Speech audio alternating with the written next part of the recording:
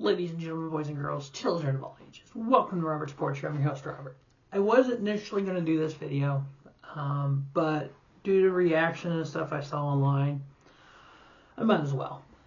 Alright, the Cookout clash at Bowman Gray last night. I love watching the people complain about number of fans in the stands, and the ratings haven't came out yet, so there's going to be another hot button topic people complain about.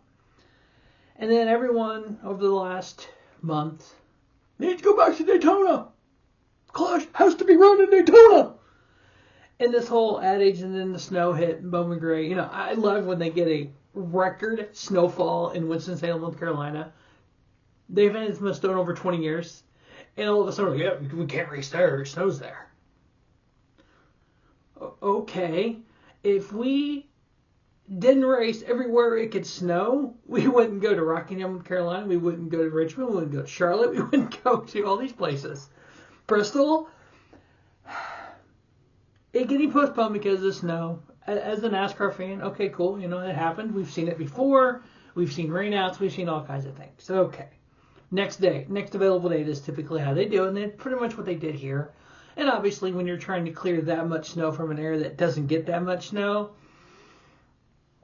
yeah, you're going to have to delay a little bit more. It's not like they went to Kansas Speedway. No, you know, it's perfect. Yeah, we go Kansas Speedway or Worldwide Technology Raceway. I live about an hour west of Worldwide Technology, and so I know the snow. So if the clash would have been scheduled for Gateway, and that snow would have hit, like we actually got snow too, so we got like 10 inches. We in Illinois have the ability to clear snow quicker than because we get snow all the time versus somewhere that doesn't get snow all the time. So having to get the roads safe for fans to get there and the teams to get there and everything was a priority, and I liked that. So I'm glad it got postponed. Now, to the adage of, we'll get to the race in a minute, to the adage of it belongs in Daytona. I don't agree with that. You don't need 4 races in Daytona in a week. And the world of sports has changed, so doing the, quote, old school schedule now wouldn't work. So, we'll come back to that. So, the race itself. I watched practice and qualifying. I watched the last chance qualifying race. I love the end of that. AJ, yeah, we all knew he was going to dive bomb it. Could it have worked? Who knows? It didn't.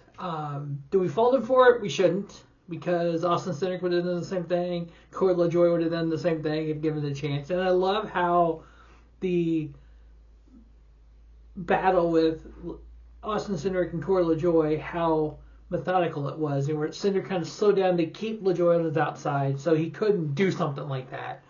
And then having AJ come in there and kind of basically almost push Cindric to the second place on that.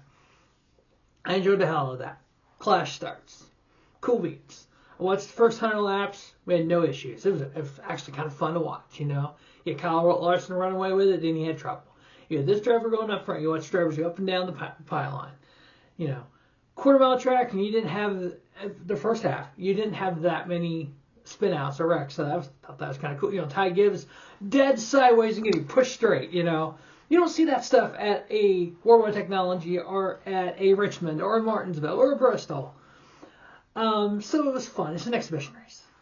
Then the rains came and the sleet and all that and the delay there. And I understood the delay because they didn't have wipers and the spray and stuff could have been. I know they ran them under caution and they took them back and put rain tires on them because, you know, slicks wasn't going to work. And then they ran a few more caution laps. Remember, caution laps didn't count.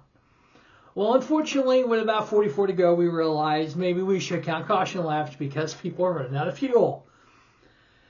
As for the whole thing with Fox, I'm right there with y'all. Right there with you. I don't watch most NASCAR races live. I watch from either behind or the next day kind of deal. So last night I started watching the race. I'm watching it. I think there's about 44 to go, 45, 50 laps to go, something like that. I was falling asleep. So I turned it off. I'll finish it this morning. So I see all this shit online. I'm like, oh, fuck, that's nuts. That means I don't have it because I recorded it on my cloud DVR. You know what? I go to the Fox One app because I was watching on the P&Q on there. Cool, go to the Fox One app, bring the race up. Fast forward to where I left off. That's weird. There's like 40 laps to go, and there's only like 5 minutes left in the video. That don't make any sense. So apparently when they kicked over to FS2, it ended that as well. So I didn't get to finish the last, 40, 45 laps because of what happened. Here's my opinion on that. You got to be an adult first to, really understand what's going on here. So here's what happens. NASCAR signs a contract with Fox, with Prime Video, with whomever, Let's just look at the 4 partners now. Fox, TNT, Prime, and NBC. They sign the contract. They say, okay, we're going to race on 2-1 for the Busch Clash at Bowman Gray. Fox is like, all right, gotcha, we'll see you there. They set up for it. They're ready for it. They block out time on 2-1 that night for the Clash. Guess what? Clash didn't happen. Okay, so now they have to find filler for that time slot. And then, as a good TV partner they are, okay, when do you want to run NASCAR? When do you want to run this race? We're going to run it Monday. Sweet. We'll block out time here on Monday. Cool. Oh, you're not going to run Monday. Okay. We can rearrange a few things. We can block out this time to this time on Wednesday. Sound good? Sound good. All right, cool beans. So they block out the time on Wednesday. We run the race. Well, this race, obviously with the rain and all, and that second half kind of a little aggressive and a little bit of weather and delays and stuff, it ran over. Okay, you have this window. Well, NASCAR, we have other contracted programming that we have to air at these times. Sorry, we're going to have to bump you over to FS2. Okay, it pissed a lot of people off. I mean, I didn't get to finish the race either, so I'm right there with you, but I'm not pissed off about it. Because I understand it's one thing if it's a Sunday race, if it's on Sunday, and it runs 15 minutes long or 30 minutes long or whatever because of whatever. Okay, maybe they're a little more lenient with the moving to another channel because we can start something on another channel or whatever the case is. When you move something 3 days, they have made multiple arrangements to air this race. They've got hard stop times. Sorry, they do. And unfortunately, this was one of those that, well, we're not supposed to have been here. Our contract doesn't say on 2-5 or 2-4. Our contract says 2-1. So here we are. Fox like, well, we want our people people that want to watch it to finish this race, but we can't leave it here because of this other show. Which I understand because there's contract in place. It's not just, it's fucking mess, stay here, it's a stupid show. I don't personally watch it, but there are millions of people that do. So I understand that. Does it suck? Yes, because I missed the last half of it. So Ryan Preece won. Great. I'm not a Ryan Preece fan. This does not count as a cup win. Sorry, it doesn't. Michael Waltrip won the All-Star race 4 years before he won his first cup race. William Byron, Ryan Blaney, Daniel Suarez, Denny Hamlin, top 5. Briscoe, Dillon, Buescher, Chastain, Bowman, top 10. It looked like Zilich got there at 18th. Shane Van Gisbergen 20th. They were up front at some point. It looks like only Bubba Wallace was 1 lap down because he had some trouble. It looks like they got Larson back out because Larson, I think one of the crashes they said it was done, and when I ran out of time on there. So I mean, overall it wasn't bad. I'm sorry. I know Gluck's pole was, I wanted to say 42.58 or something. Bad race. To me, there's never been a bad race because it's racing and I enjoy it and there's competition. Now, do I think Fox could have handled that differently? No, because they got contracts in place. I'm sorry, they do. And NASCAR doesn't supersede every other thing on TV. The NFL doesn't supersede everything else on TV. I'm sorry, it just doesn't. The next time an NFL game gets postponed 3 days, put in a time slot that it wasn't contracted to be in, and they have to leave the game to put it on FS2 for another programming, then the people that can compare it to the NFL. But not until. I know people want to compare NASCAR, say, well, all the other motorsports doesn't do it, have stages or have chase or anything like that. What does NASCAR have to? Well, if you want NASCAR to be like every other motorsports out there, get rid of Daytona, get rid of Talladega, get rid of Pocono. because they don't run on tracks like that every other series. All right, this whole thing about the Clash being at Daytona. In 2026, the way the sports scene is, you can't do that. Here's why. Back in the day, I don't know, up until 2021, the Super Bowl was ran between January 21st and February 7th. Up until 2008, between 2001 and 2008, the Super Bowl was always played in January. Mid 2000s is when it started going later and later. Now it's next year. It's on February 14th. So if you want the Daytona 500 the week after the Super Bowl, like we currently have, you would not be able to do the Clash the week before because of the Super Bowl. And I don't care. You're not going to want to put anything on TV on that Sunday at all. Not even a noon race, I don't think would get any viewers because people are getting ready for Super Bowl parties or going to the game. Your best bet is leave that weekend alone. Now, a lot of people talk about back in the day. And you know what? I can go stats back in the day. We can do stats now. We can compare and contrast all we want. Here's the thing. There's a lot of people that misremember back in the day. We only remember the good parts. We don't remember, yes. Was I one of those that didn't have Speed TV? Then when Speed TV came on free for the month, it just happened to be February, and I was psyched because I could watch all the Speed Weeks. Oh yes, I recorded every. I can't think I recorded back then for that reason only. Now, here's an example of what Speed Weeks was back in the day. Back in the day here is 1995. So on February 8th, which I do believe then was a Thursday, we had ARCA Series practice and IROC practice from 10 a.m. to 5 p.m. Cost you $6 to get in. On Friday, we had ARCA qualifying, had ARCA, IROC, and Clash practice. On Saturday, we had Cup, ARCA, and IROC practice. Wednesday, so it started Wednesday the 8th. Wednesday was the 8th. So Wednesday was the ARCA Series practice, IROC practice. Thursday was ARCA qualifying, ARCA, IROC, and Clash practice. Friday, which was the 10th, was Cup practice, ARCA, and IROC practice. On the 11th, which was a Saturday, was pole qualifying for the Daytona 500, followed by ARCA practice, ARCA second round qualifying, and IROC practice. On Sunday was the Busch Clash, followed by the ARCA race. On Monday was NASCAR practice and second round qualifying for the 500. On Tuesday was third round qualifying for the 500 and more practice. On Wednesday that week would have been more NASCAR practice and qualifying for the Busch Series and the Goodies Dash Series.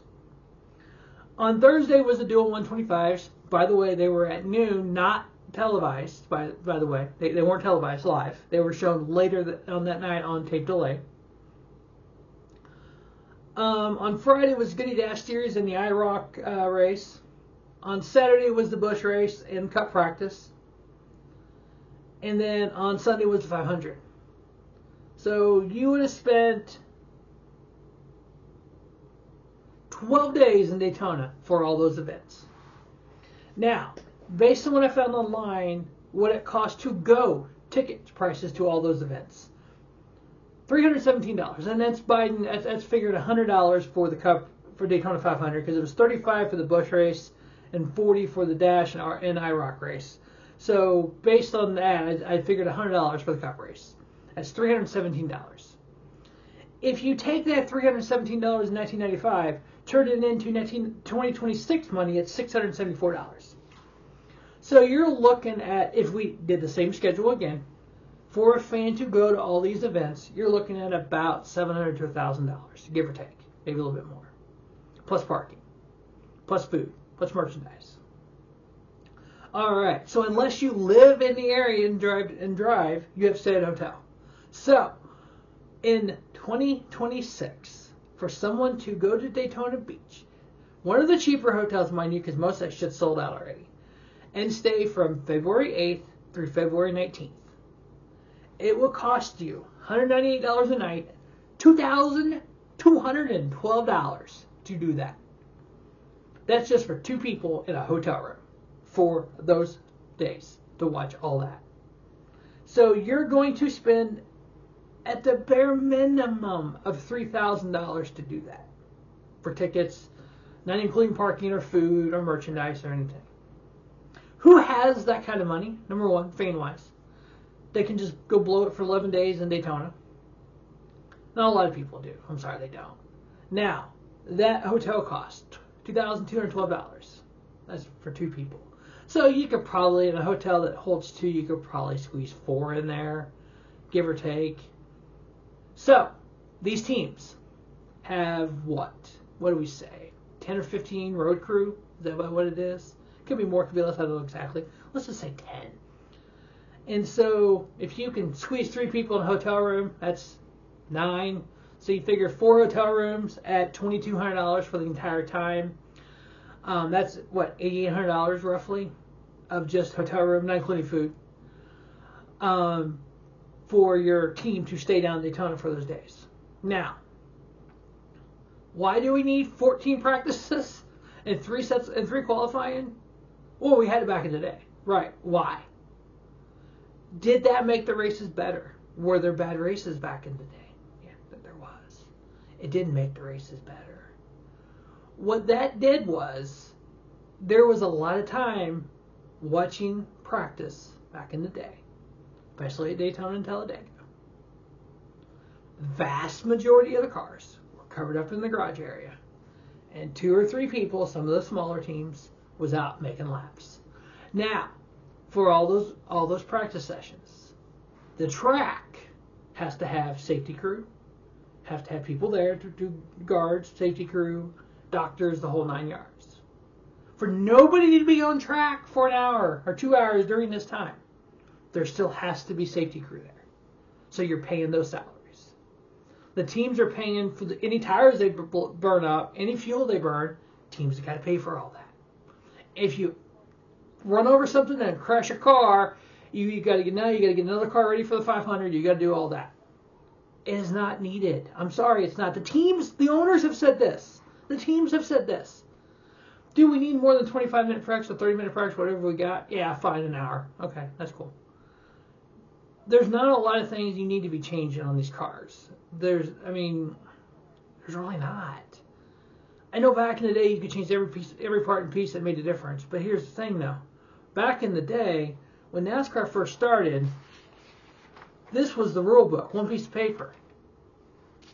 Today, the rule book is probably that thick, if not bigger. It's probably multiple volumes, because these crew chiefs back in the day would take the rule book.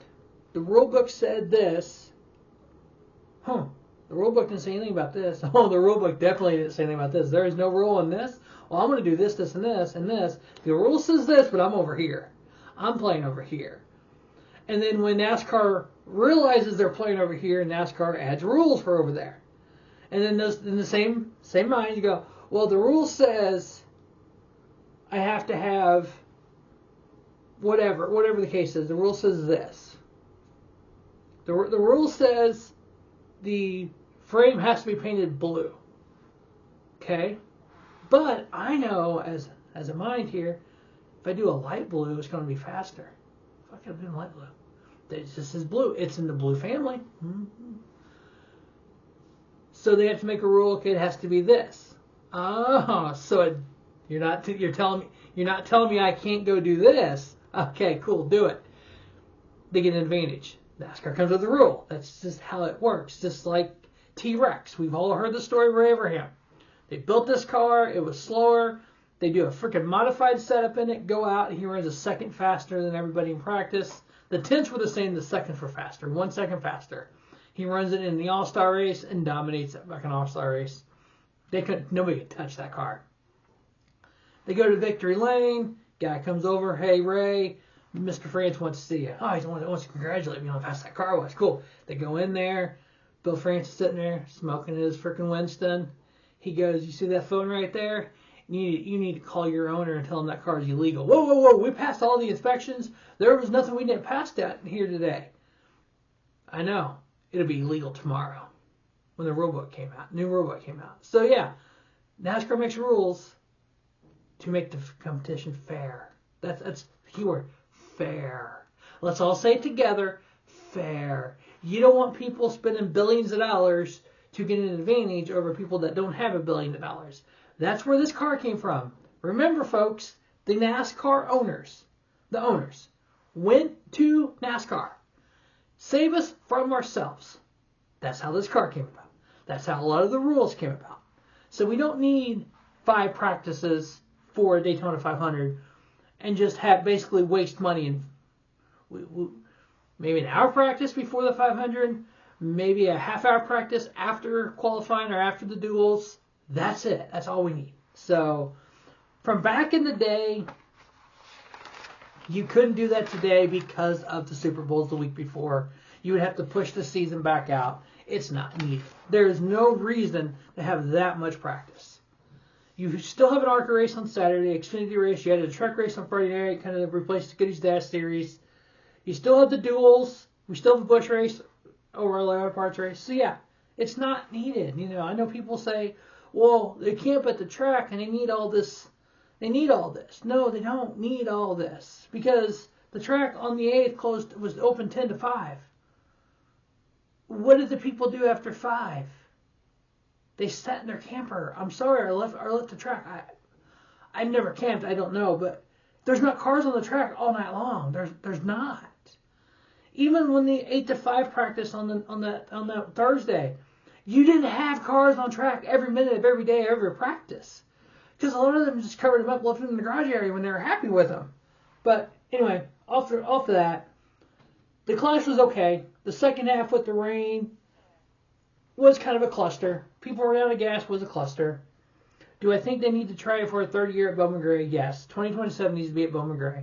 You did 3 years at LA, do 3 years at Bowman Gray. I don't think it should ever go back to Daytona.